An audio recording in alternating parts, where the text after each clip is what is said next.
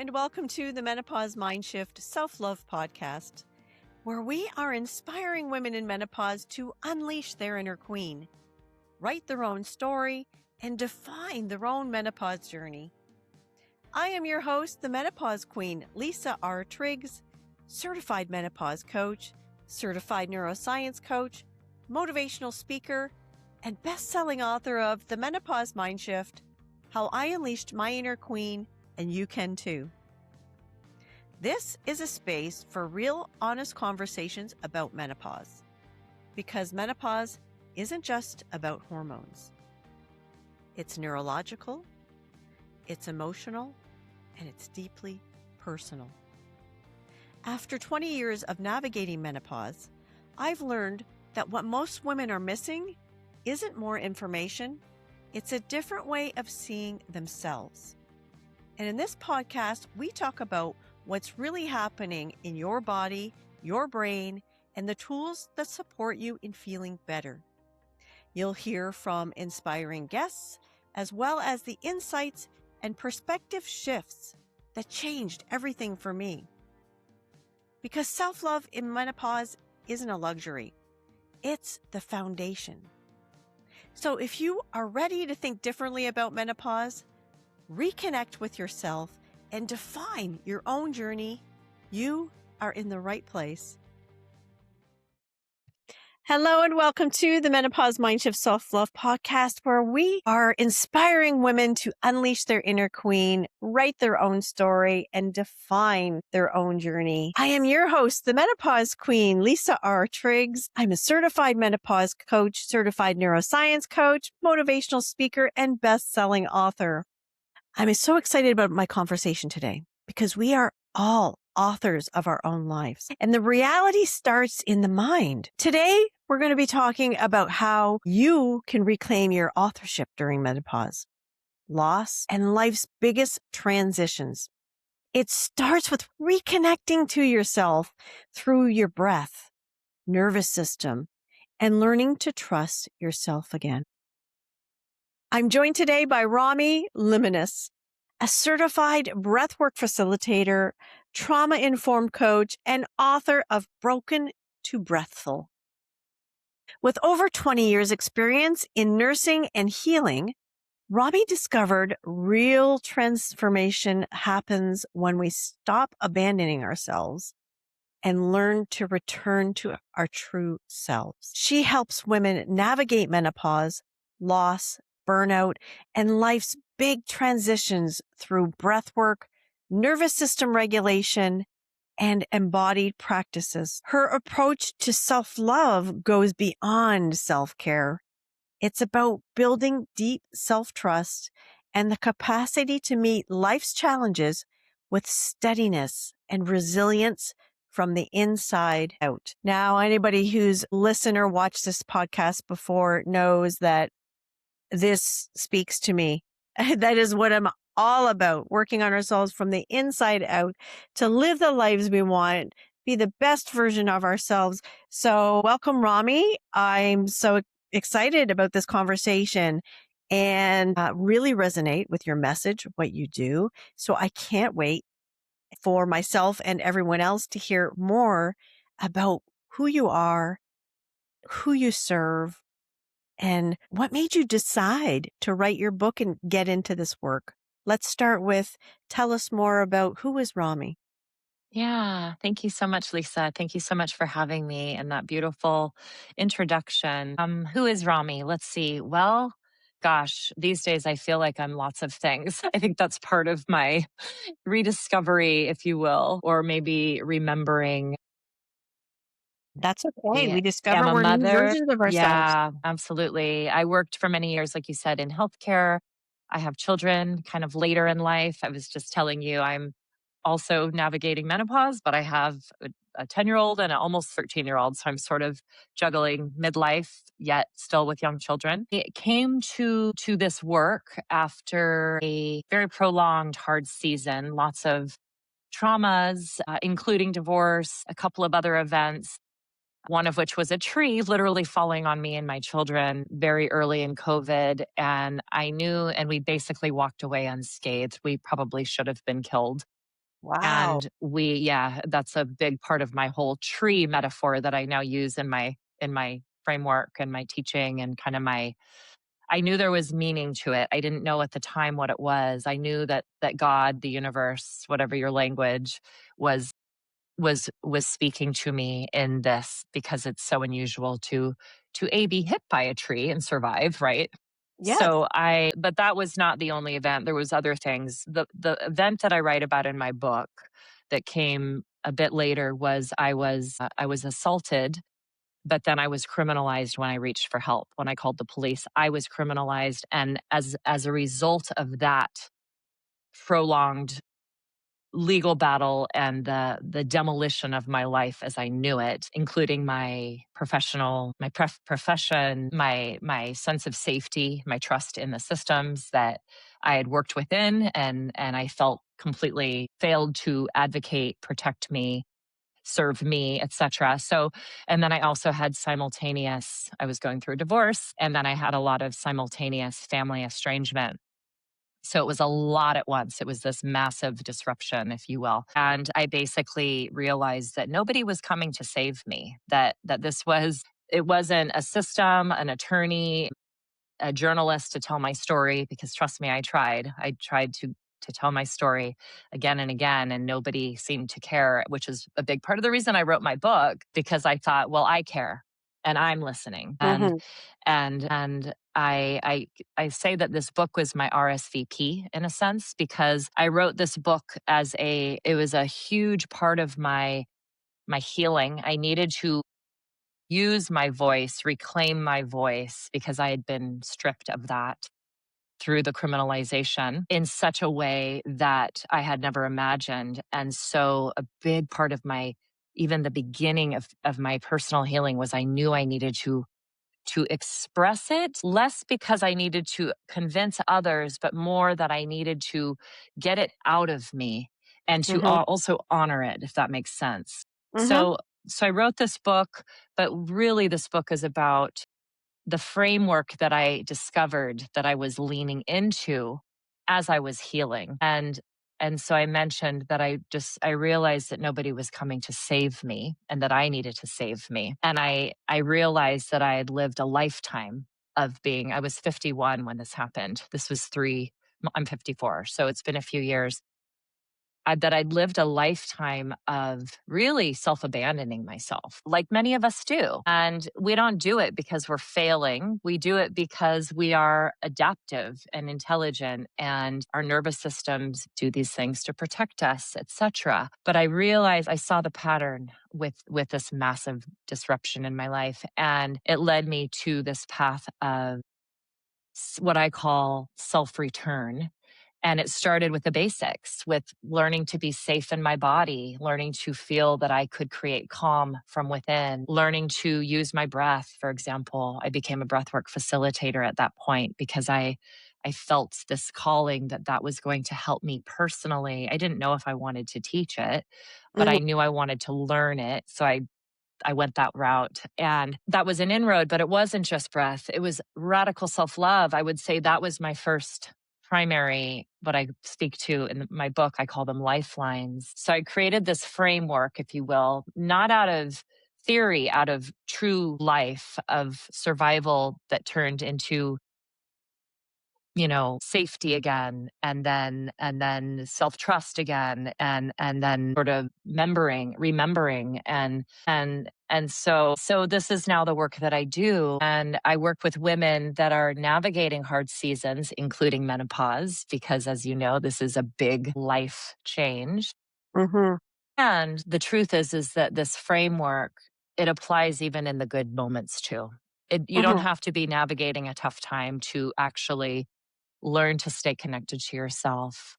Because when we connect to ourselves, that's not the destination, right? But that's where we begin from. And I realized that, my whole life I'd been highly functioning, worked in a profession where I cared for others, was very able to hold a lot and achieve a lot. And I think I just ignored for so long the inner work, the inner journey, if you will. And it You go finally along it yeah. Yeah. functioning, thinking Yeah. we're okay. Life is Right. okay until something does happen that kind of jars us. Yeah. And sometimes it can be difficult to know how to deal with it, or your body starts to react in ways that you're not expecting. And of course, I really resonate with you saying that, realizing that no one was coming to save you, because those are my exact words as well. Yeah. Saying that in my case, realizing, yeah, that nobody was coming to save me. I needed to take, my own health, my own managing my symptoms into my own hands. Yes. And I think that's something that my message is evolving into, but that's for another. But you have a copy of your book there that you can show us? I I want to make sure that do. Yes, I do. we Thank you. You show. asked me Right. to Oh, have one what a ready. lovely, So broken to breathful, you beautiful. can see the tree, right? Yes. Because this tree has become this tree metaphor. It was so interesting, Lisa. I I had always loved trees. I mean, who doesn't love sitting in the shade of a tree or, looking at a tree? They're beautiful. After this event, the tree pinning us down, I had a severe sprained ankle and I couldn't jog or hike really for a little while. And so I would do these really slow walks instead. And it was early COVID, so there was a lot more time, as we all know, because, well, if we were not able to access our normal sort of, you know, infrastructures or what have you, jobs, etc. Hmm. So I would take these long walks, and I discovered that I kind of rediscovered my photography bliss that I had put on the back burner for years. I would often, when I was jogging in the past, I would see something beautiful and I would think, "Ooh, I'm going to come back." But I'd go back, or I would usually just not go back. That's what would normally happen. But if I would go back, the light would have changed. So it wouldn't be really photographic anymore, if you will. But when I was experiencing this after the tree with a sprained ankle, I would just stay and take the pictures. And I discovered, ooh, this is healing. I was finding healing in this. And I was also fresh out of a divorce. So there was a lot of grief and a lot of, and I sensed that this creative outlet was an inroad. And I noticed about 6 months or 8 months later, this was not intentional, that all of my pictures were trees. Trees, trees, trees, trees, trees. Even the one Did you behind me, did this you is take the one. one behind you? Did you take that? Yeah, yeah. And I got into this habit of blowing them up because I needed wall hangings in my house because I just moved and I thought, well, I'll just make my own. And I gave them to friends and family and it was just a fun thing for me. But I noticed that I was photographing trees, but I knew that wasn't the message with the tree. I knew it was more than that. Anyway, so my whole framework is based on, I call it root, reframe, rise. And it's the metaphor of the tree, the trunk, or pardon me, the roots, the trunk, and the branches. And then, of course, ultimately the forest, because we don't just exist in a vacuum. We're part of the collective, right? So there is something about the tree. So I felt it needed to go on my cover. Well, it's So lovely. that's a It's little lovely. thank And you. Rami has provided the link, so we will have that in the description below with her contact information. So to be able to, purchase the book Yeah. for anyone watching or listening that might interest you. So let's talk more about what it is you do now. Your clients start. Yes, absolutely. So this is interesting. This is a perfect inroad to, I would say, the self-love connection. For me, this is foundational Mm, in my own healing. I learned very quickly that when I was in, so first it was no one's coming to save me. This is a me job. And yeah. then it was, if I'm going to do this, I get to create how I do this. And I'm going to start from so much, I call it radical self love. I had always heard that term and I thought it was so woo and so over the top. But the truth is, it is radical self love. Mhm. It is fully acknowledging that you are here, that you are in maybe confusion or despair or pain or anxiety, whatever it is, or maybe you're in calm, that just acknowledging being seen by yourself. You can do that for yourself. That's the self-love part. Mm, So I always say to somebody when I begin working with them, I give them an overview of sort of how we'll be working. And we always start from that place of safety. We're going to create safety. Everything is welcome here. This is an opportunity to practice self love again and again and again. It's not a one mhm. time thing. You don't Yeah, practice, you don't learn it and master it. You practice it. yeah. You And I think practice the, that's an important yeah, thing for anybody listening to understand. yes, It's not, okay, I love myself now or today right. or whatever. No. It's an ongoing process. It's an evolution. We as beings are constantly evolving and changing, and that does us those feelings come along for the ride as well. That's with us. So we need to grow and evolve, or have those feelings about ourselves need to grow and evolve too. And I think sometimes they get stuck. Maybe it's in the past, maybe it's in the trauma. We're forgetting about Yes. ourselves. We're not conscious of it. And there's something Yes. very sacred, very important about that consciousness. Yes. And that's the practicing part. And for me, I practice self-love the most in my moments of where I want to judge myself and berate Yes. myself. I Mm. just yesterday I had a non-stellar few moments of parenting with my children where I just lost it with them. I just sort of unleashed Well, and I teenagers do that to us. Teenagers yeah, do. So give totally. yourself a little grace. That's Absolutely. normal. Give yourself a Exactly. little grace. Yeah. And I found myself, you know, I I very quickly apologized. And that's a big piece for me is I know that it's really powerful.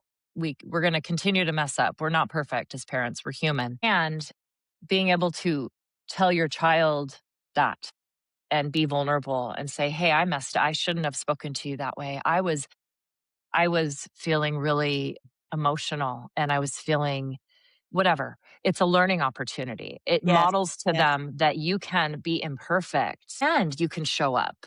And Yeah. isn't that amazing? Right. So there's that part. Absolutely.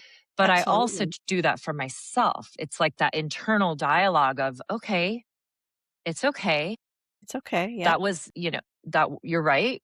You didn't respond in the way that you do most of the time, the way that you work towards, etc. And it's okay. It's Yes. sort of this inner talk. It's this reparenting thing that we do. And it takes a little effort, but that's okay because you started this by saying reality starts in the mind. I love that. It's so true. And this is my whole thing is we return to ourselves not because that's the destination. No, we return to ourselves so that we are in contact with ourselves and we become conscious. It's And the then we journey. choose where we go. We Yes. choose what we create Yes. that Yes. impacts Absolutely. everybody else, right? So the Would you self love is say massive. absolutely, absolutely, Yeah. totally agree. Would you say that because we're talking about the nervous system, so we're talking Yeah. about the brain. This is training your brain Yes. essentially, and that That's we right. there's that brain body connection.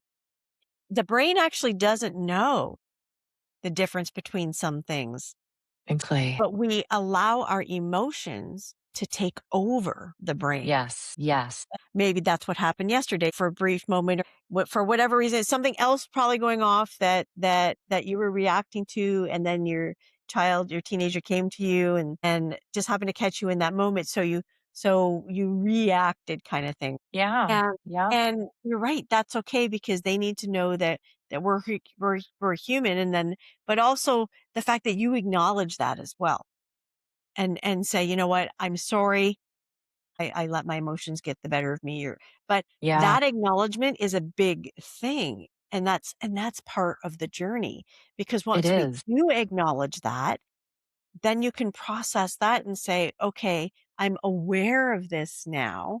That awareness of, hey, I can control or I can choose how I react, and what I'm going to say, instead of just letting all the emotions manage you, be in control, right? And I think that's the difference. That's what we're learning. And that's what Yes. both of us are kind of teaching, is that we can manage things using Yeah. our our body to work with us instead of Yes. letting symptoms or whatever manage us. And with the breath work, like you say, and for me, I do a lot of meditation and writing and journaling and gratitude, always Yeah. remembering that there is always something to be grateful for every day, Yes. that even if it's the fact that you woke up this morning. Yeah. Yes. Absolutely. These are all significant things. Yes. They really are. So I'm so tickled that it's part of your process and what you do as well, because we don't realize the connections, or people, especially when it comes. Tell me more about how the breath work works, because that is something I don't do a lot of. I do more of the internal, like I said, with the meditation and then Yeah. releasing, Yeah. and then of course moving my body. But Yep. walk me through Beautiful. how breath work, Breath say work. Yeah, I was absolutely.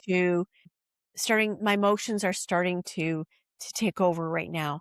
What Sure. would I do? How would I use breath work to be able to? Absolutely. Absolutely. So great point. I would love to just real quickly speak to you mentioned you love movement, meditation. So that's huge. So identifying the things that anchor you, that fill your cup, that return you to yourself. This is a big part of what I do with women is we identify what are those things. We actually know what those things are. We lean into them reflexively, but when we name them, we then are able to actually use them more fluidly because we've brought them into our consciousness, right? So we could be like, oh, that's breathe. Oh, that's bend. Oh, that's circle. Cool. I'm doing my lifeline. So that helped me. But so whatever works for you is great. It's individual. For me, I love breath work. I cannot meditate. I am way too Yeah. Yeah, I know yeah, what you so mean. breath work is sort of like it's sort of a more active meditation. I think it's really achieving the same goal. It's bringing you back into the present moment. It's your Refocusing nervous your mind system kind of is thing. Yeah. impacted. Yes, your vagus nerve is stimulated because we are even meditation alone, just coming back into the embodied state of feeling. It brings your nervous system into a more safer place, right? So we're also impacting the nervous system with this. I liked breath work because well, to be honest, I don't really know. It was a whisper that I sensed that it would work for me and I followed it and I love it. And so yes, I teach the full journeys that are 40 minutes where we do more activation breath and then we go into more restorative, sure. But where I really use it, it's exactly what you just asked. I use it in the moments in my life. And this is what I teach because we can reclaim our sense of, steadiness, sovereignty, whatever your language is, truly in any moment. You don't need to go to a retreat or even a class. Those things are wonderful. Don't get me wrong. I love them. I teach them.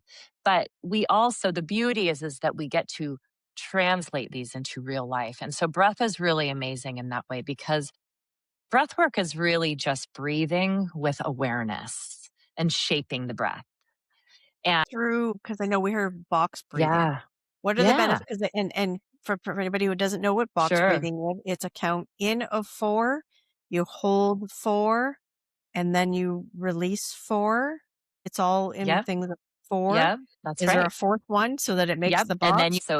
so you breathe in for 4, you hold, you breathe out for 4, and then you hold again. So you're doing a box. Yes. Explain to us the benefit of, like, what does that do to Sure. your brain and your body, like your nervous Yeah. system? So when we breathe with our awareness, we we naturally start to notice, perhaps I did, that I've not been breathing for 51 years. I mean, I realized that I'd been holding my breath for most of my life. So that's the first thing that happens is you start to notice how you breathe. You might notice that it's all up here. And so there's a process involved. It takes a little bit of time. So one of the things that happens with any breathing, like box breath, is it puts online your awareness. Okay, what's Yeah, happening in my body? Okay. because 'cause you're having to pay attention to what you're doing in that very moment. You're Yeah. focusing on that breath and nothing else. That's right. And so we then naturally will start to, especially in the beginning, if you're taking a class, you're being guided, you are going to be more intentional about inhaling more fully, for example. allowing your body to soften as you inhale. This is, again, this takes time. People are very braced often. We often live Yeah. our whole lives up here. Yes. And so when we breathe more fully and the breath holding, we are stimulating, we're activating the vagus nerve, which runs down the length of our body. It's the nerve that goes from our brainstem all the way down to our sacrum, basically. And it is I know you know all about polyvagal. Everybody hears the vagus nerve. It's a big term these days. When we breathe fully, when we fill and we expand through our chest, we're using our diaphragm. That's our primary muscle respiration, right? We're using our diaphragm. And when we do that, the belly rises. So people say, take a belly breath. We're not really breathing air into our belly. Our belly is displacing because we are filling so much, and that diaphragm is moving down and it pushes our belly up. Okay, so that's a belly breath. When we do that, we are physiologically, we are stimulating, we're activating that vagus nerve. The vagus nerve then we are telling the body we are safe before the brain does. So breathing is the one function that we can interrupt with our voluntary control. It's not the best word, but we can control our breathing. We can shape it, and we immediately impact our physiology. So instead of just being in our living room holding our cat or our dog and drinking a cup of tea and our circumstances are telling us that we're safe, and so we feel relaxed, we're actually doing the opposite. We are creating safety Mm. by changing our breath, and it We're- happens instantly. Would it be correct to say that we're signaling the brain and the body Yes. by doing this? That Yes. you know you're safe. It's okay. That's right. Yeah. So that's why I use breath work so back to your question about the box breath. So you're doing two things. You're breathing in fully, because 4 seconds, if you're really paying attention, maybe not the first 2 or 3 cycles, you may be really superficial. You might still be in your chest. But the more you do this, and there's this whole thing again about practice and why we don't just do it once, we do it again. It's called practice for a reason, right? Even if it's just 3 cycles sprinkled into your day, each time you do it, you're rewiring your brain, your body, you're making that normal, something that you think of.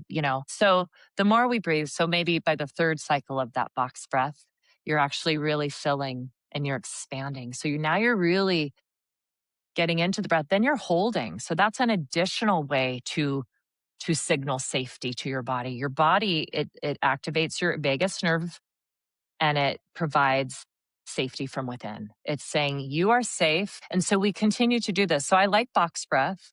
My favorite breath that I teach all the time as sort of my go to, anytime I'm doing a coaching, a client, a one on one, or a class, I like to remind my students or clients that they can always go back to a coherence breath. Coherence breath is in and out through the nose. It's about 5 seconds in, it's equal on the exhale. So that's the key. It's in and out, same quality and length.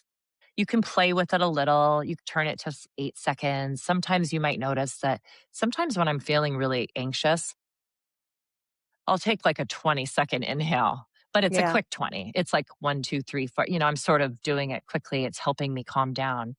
And Yeah. then I do a long 20-second exhale through my mouth, probably because it helps to discharge through it helps to exhale through your mouth for the first few cycles when you're sort of really activated, right? Or landing, sort of arriving. It's nice to sort of arrive with some exhales through the mouth, but then find your way to a constant in and out through your nose. And the truth is this coherence breath has been studied extensively, and there's so many physiological benefits tied to this, from things like lowers your cortisol, your blood pressure, all these things. There's a list of them, but it just feels good. It just feels so regulating, and you can do it anywhere. You can do it when you're driving, when you're hosting a podcast, when you're washing your dishes. So that's the beauty, is the more that we do it, it becomes our new normal, right? And so I love breath work because it is so integratable into real life. And yes, the sessions, the transformational sessions or the the bigger sessions are also amazing. Love them. They reach you in a different way, but even if you never even go there, just bringing just realizing this amazing resource that we have available to us is pretty mind-bending. It's the only function, bodily function that is both involuntary and voluntary. And that's pretty Yes. amazing. Right? There's nothing else that we can take. Yes, we can bring our heart rate down through calming ourselves down. Yes, but that's indirect. So this isn't, so that's interesting about breath work. Hmm. I think that, yeah, a lot of people don't realize the impact breathing alone can have Yeah, on our bodies. And so I think that you've helped explain a little bit of that today. So thank you. sure. Because, like you just said, it's something we do instinctively. It happens automatically if we stop breathing. We cease to exist. But yet, when we take control of it and do more with it and use it to our advantage, Yes. it can help our bodies in so many other ways. Yes. It can be like a superpower, really. Yes. I love that. I love that. And I think that your retreats in that sound very interesting, but it's also it's an important thing that we're doing here because like we were saying before, there is no one size fits all when it comes to even dealing with life circumstances. I mean, yes, I focus on menopause. So yes, I know that breath work can really aid, if you start feeling yourself being emotional or having a hot flash even, just to pause and, breathe in and hold and so forth to be able to get through that moment. But there are how do I want to say it here? The functions, that we can have to our advantage by just getting in touch with ourselves and using our own bodies Yes. to work with us when we feel like they're working against us. When we're having Absolutely. the hot flash or the traumatic experience. We all have traumatic experience, but, life is life and I hate that bad things happen, but they do. But we ourselves can really be in control of how much those things affect us too. Absolutely. And that's, oh, for sure. And, so that's just, the breath work part is huge, but it's just a piece of really, my whole framework is first we begin there. We begin with the safety, the building of that inner foundation. But then we get into the good work, the juicy work, which to me this is my favorite part. This is where we choose the lens that we view through. This is a big part of the menopause piece too that I love. So I call that reframe. So we get to choose our story. We get to become the author of our story. So sure, that doesn't mean force positivity. Oh, everything that's horrible happens for a reason. No, that's not what I'm saying. It can still be that was awful what happened to me. That was not my fault. And I am in choice now with what I do with this, Yeah. how I move Yeah. forward How about given exactly. given this Exactly. How experience. we move Right. through it and move forward. That's Because right. let's be clear, Yes. anybody watching or listening, we're not saying to ignore your feelings. You No. definitely need to recognize them, but you want to move through them and not get Yes. stuck in them, which Yes, and not then we suppress either, right? So yes, it's or suppress. there's the Absolutely. only way through is through. So that's where the breath work or the meditation or the movement or the Yeah. whatever your thing is. All these techniques, all That's these where these tools, they're things all come in handy. Yeah. yep. Yep, So to that help we retrain your brain and your body that you are safe, right. you're okay, and it's Yes. okay to let that go and move forward with it because unfortunately, one thing I think that is helpful to keep in mind, and it's is just the fact that we can't change it. We can't go back, Right. right? And as hard as that is to accept and acknowledge, once we do, if we keep working on the fact on that fact that, I can't change it. I can't go back. So how can I best go on with my life and make that choice to be happy and healthy? And also, I think that there is a part, though we can't change what happened, what we can change is the way that we perceive what happened. Yes. We can see, so these hard seasons, these going through these disruptions, if you will, or Yep. interruptions Yep. that sort of, they don't create the problem. They reveal, if the problem's the wrong word, it's almost, I call it, I use the language a lot, that the disconnection from self. We're born into this world and we immediately start interfacing with our caregiver. We learn to smile back. We're always interfacing with our world outside of us. And our Exactly. nervous system is intelligently wired to protect us. So we fight, we freeze, we fawn, we people please, we function highly, we do all these things because we're so intelligent and adaptive. And in the process, we get further and further away from ourselves, our inner knowing, our even being in our bodies, Mhm. the ability to create safety from within. We're taught to think that we have to outsource for all of our problems. We don't. So Mhm. much of what we need, it's already within us. So Mhm. it's learning this, it's relearning, remembering this, but we don't stay there. Then we create from there. And part of creating from there is the lens that we choose to look through. And that's a practice in and of itself. It's not one and done. It's just like breath work. You keep on practicing that reframe, not because you're trying to suppress or force positivity, but because when you are coming from a place where you are able to see the gold within the wreckage, you change. You are a different being. And that Mhm. Mhm. impacts everything. And so we can do the same with things also that have happened, I do believe. Mhm. In my own 'Cause situation, we do we do learn something from our experiences, good, bad, and yes. ugly. Yes, we sure And do. even those of us those who have experienced traumatic things, and many of us have, but it's like, and trust me, I've been there. Yeah, I have questioned things that have happened in my life. What am I supposed to learn from this? yeah, What could possibly be the good that has come out yeah, of this yeah. situation? And there's a couple things I'm still struggling to find, Yes, but that's okay too, it because is. maybe I'm not meant to know that yet. And And so I maybe acknowledge that. right. And I wonder if maybe back to the self love component, I wonder if even the not knowing yet, even the things that we are grappling, that's an opportunity to just be with the not knowing and be so kind to ourselves and compassionate and to just so yes. Yeah, maybe So I'm not to yeah. know. You know what? Because maybe it isn't for me to know. Maybe it just is what it is, and it's on somebody else. It's on other people, and it was actually their experience to live, even though I Right. was indirectly affected, Yes. or close member of my family was affected, but Yeah.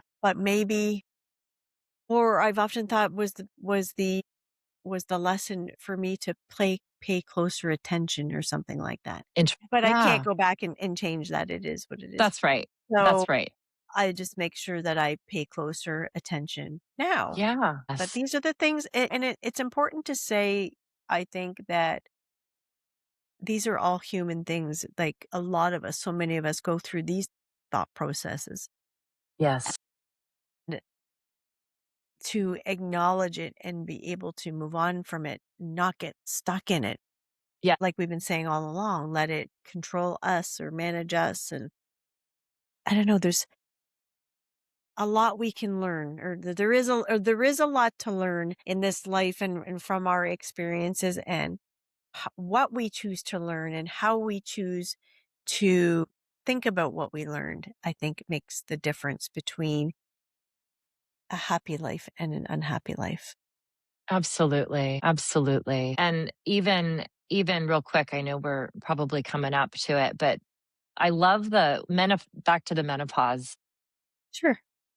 example and how It's such a potent example of this because, we hear, oh, menopause is just something to manage, right? It's a period of, managing symptoms, getting through it. And but then the other way of looking at it, which I love, is that no, it's this also, it's not that it's not, yes, some of that is true. Of course, we have to deal with the things. And when I just thought of it from when I learned this recently from someone else who shared this perspective, we spend our whole lives, our reproductive systems, et cetera, geared up to create and sustain life. And then in menopause, we no longer are doing that. But that energy doesn't just go away. Energy doesn't cease to exist. It changes. And so we're in this midlife kind of moment of this is an opportunity with this energy that we're no longer using to create life in other ways.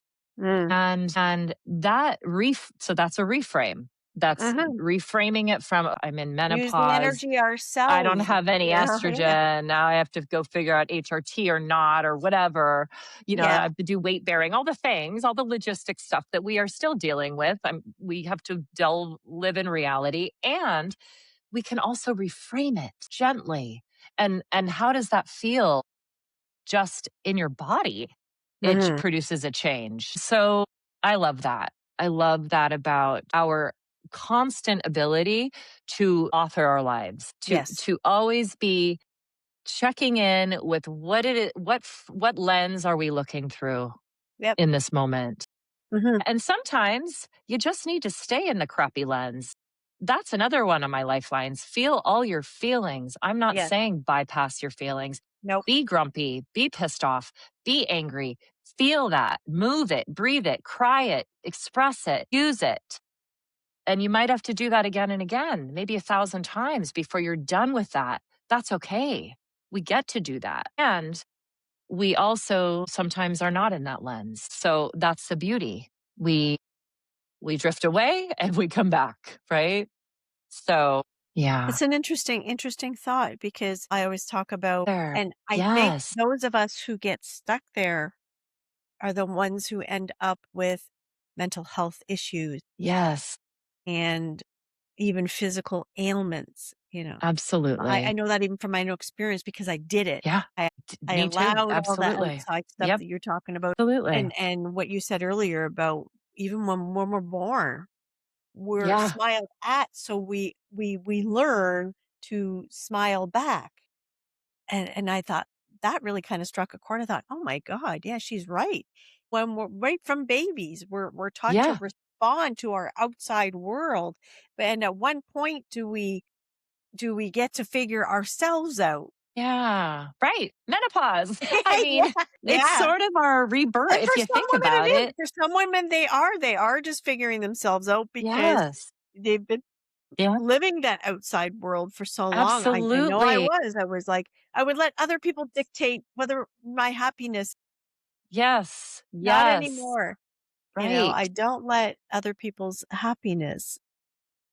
And that is a learning process in itself to understand what It that means. is. I think there's a lot of things we touched on here today that are really, Yeah. really good. This has been a really fun conversation. So thank you again for joining me here today. Absolutely. Thank you for having me, Lisa. I loved talking with you. Thank you. Thank you. And again, Rami's info will be below in the description with in addition to her socials and even link to her book to be able to find out more about that. So with that, we will sign it off and thank you again, Rami. And please, everyone, remember to always choose yourself and self-love first. Thank you for joining me today. Bye for now.